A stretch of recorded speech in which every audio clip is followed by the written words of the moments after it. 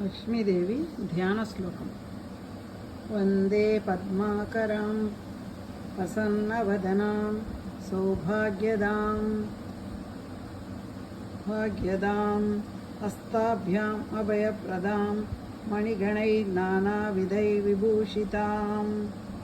భక్తాభీష్టఫలప్రదాం హరిహరబ్రహ్మాదిభిः సేవితాం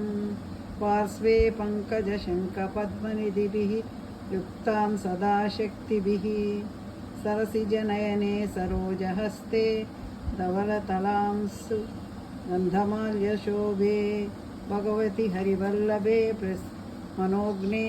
त्रिभुवनभूतिकरि प्रसीद मह्याम् प्रकृतिं विकृतिं विद्यां सर्वभूतहितप्रदां श्रद्धां विभूतिं सुरभिं नमामि परमात्मिकां वाचं पद्मालयां पद्मां शुचिं स्वाहां स्वदां सुधां धन्यां हिरण्मयीं लक्ष्मीं नित्यपुष्टां विभावरीम् अदितिं चदितिं दीप्तां वसुधां वसुधारिणीम्